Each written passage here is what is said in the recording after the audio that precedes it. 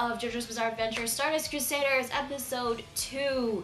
This was another really good episode. Now before I get to the episode, I want to talk about the opening. The song is called Stand Proud, and honestly I really liked the opening. It's the same animation that they used in the previous two openings, Sonochi no Sadame and Bloody Stream. I think that's what the second one was called. Visually, the third opening, Stand Proud, is really good. The song, however, it started to grow on me, I'd say around the second half of the opening. It's really good song, I think. I know some people might not like it, well, the song at least, but I'm pretty sure everybody should agree that at least the animation in the opening was really well done. Now, the episode itself. Basically, it begins with Jotaro going to school. Now, on his way to school, he's being followed by a horde of fangirls, and I think I now know why he doesn't like girls, because these girls are pretty annoying. Maybe because I'm a girl, that's why I'm thinking about it, but I also think that if any guy gets a horde of fangirls, especially during high school, I think that would be every guy's dream. But Jotaro doesn't really care. In fact, two of the girls started to insult each other, one calling the other no boobs and the other one calling the other ugly. And it kept going like back and forth to the point where even I was annoyed. Thank you, Jotaro, by the way, for telling them to shut up. But even though he said, shut up, you're annoying, they just fangirl over him saying, oh my god, he talked to me! Did you hear what he said to you? I don't know what it is with anime girls liking guys that don't even give two shits about them or don't even like them. Now moving on, we're introduced to the character Noriaki Kakyoin, and we get a little bit of his stand ability. He had this painting of Jotaro, and with one swipe on his paintbrush, was able to create a cut on Jotaro's leg. But Jotaro managed to save himself from falling down pretty hard by using his stand to grab onto one of the branches. Now Kakyoin actually came up to him and gave him this handkerchief so that he could use to stop the bleeding, and then he just walks away. He does introduce himself as a new transfer student, but we all know that there is more to him than meets the eye. After that, we cut to Dio in his hidden lair, wherever the hell that is. At first I thought he was inner monologuing himself. No, if you actually look closely, in the shadows, there are two other people in that room. I don't know who they are, but I'm assuming that they're also stand users, minions to Dio.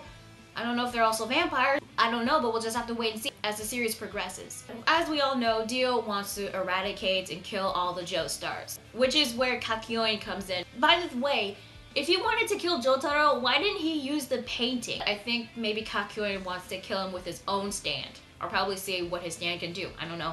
Then we get to the nurse's office where Jotaro is getting treated for that wound he got by Kakyoin. And there are two other guys who are faking on getting sick so that they could ditch school. He accidentally dropped Kakyoin's handkerchief. When he picks it up, there was a message on the handkerchief, and it says, Jotaro Kujo, I will kill you today with my stand. Signed, Noriaki Kakyoin.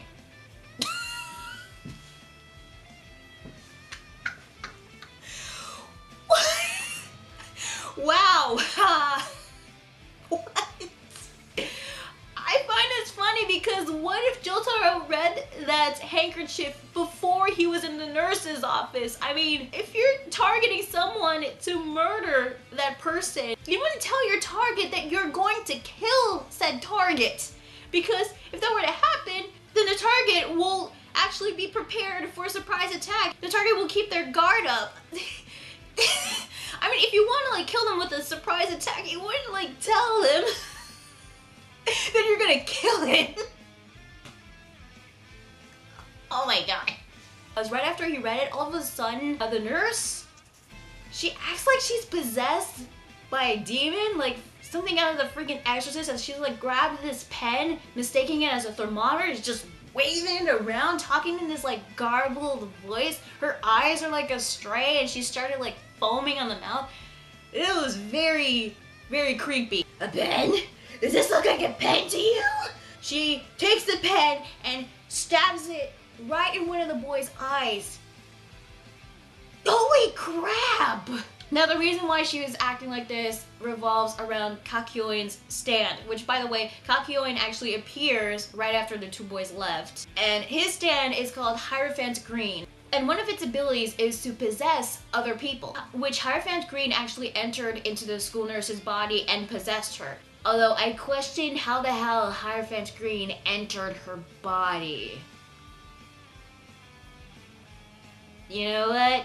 Considering that we see tentacles coming out of its body, I don't want to think about it. But Jotaro actually did manage to extract Hierophant Green from the nurse by locking lips on her, which I thought was kind of weird, but then I realized he was just extracting the stand with his stand by the mouth. Now Hierophant Green, his appearance, or should I say its appearance, it looked like a humanoid robotic android with a tail. By the way, Jotaro's stand was like grabbing onto his head so hard, you can see the finger marks imprinting on Kakyoin's head. So even though the stand was getting its head crushed, there was green liquid oozing out of its hand, which solidified into these emerald projectiles, which it launches at Jotaro's stand, managing to pierce its chest, tearing Jotaro's insides. That is the signature technique, Emerald Splash. Now I gotta admit, the animation in this episode was really well done. I know some of you guys might be turned off by it because of how the colors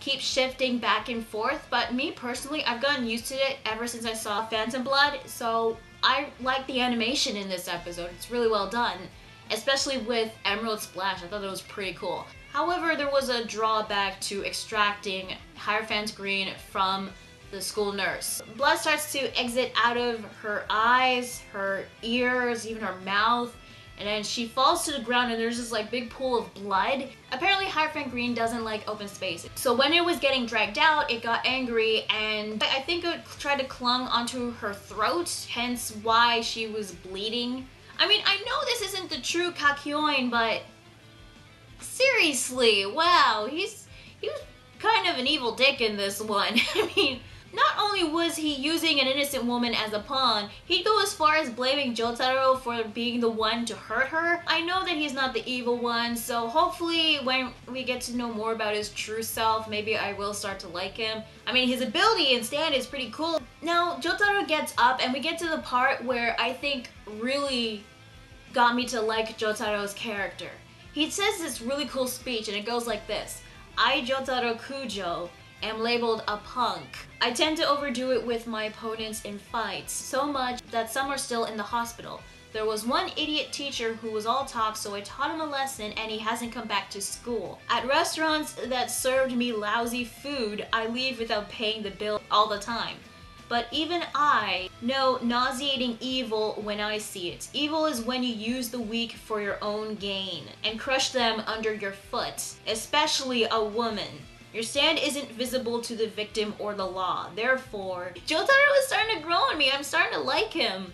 And I like the fact that we actually do see a good side to him, even though he was deemed as a punk or a tough guy. Hierophant Green apparently can also shoot out tendrils or tentacles out of its body, which manages to grab Jotaro. And it was about to finish him off with another Emerald Splash.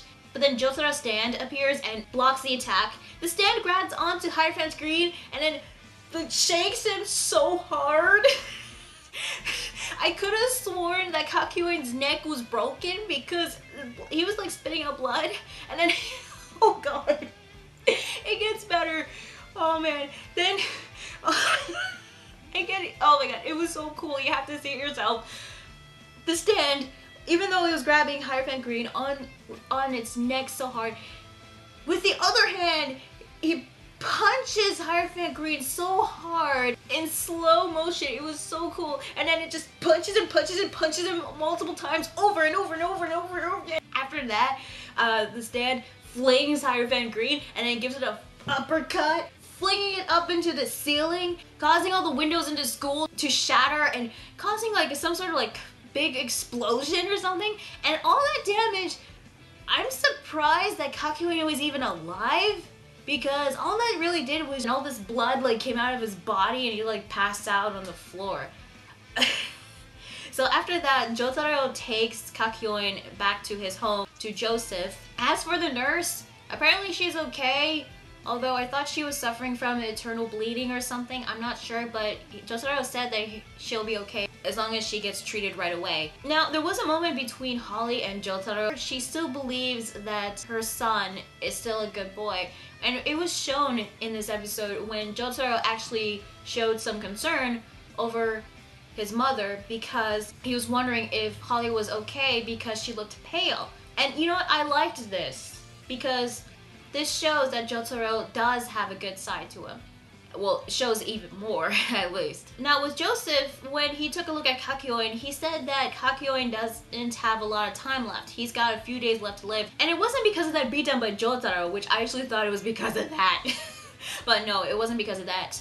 It was because of the reason why he was following orders from Dio. As we get a way closer look onto Kakyoin's forehead, there was a parasite bulb thing on his forehead. I don't know what the hell that thing was. That was actually where the episode ended. Episode 2 of Stardust Crusaders was really, really well done. There were some parts that I really thought was creepy, especially with the school nurse being possessed by the stand. And seriously, like, she stabbed one kid on the eye. That's pretty messed up. Damn. The soundtrack was really good. Animation was really good. Voice acting, again, was really good. I really liked this episode.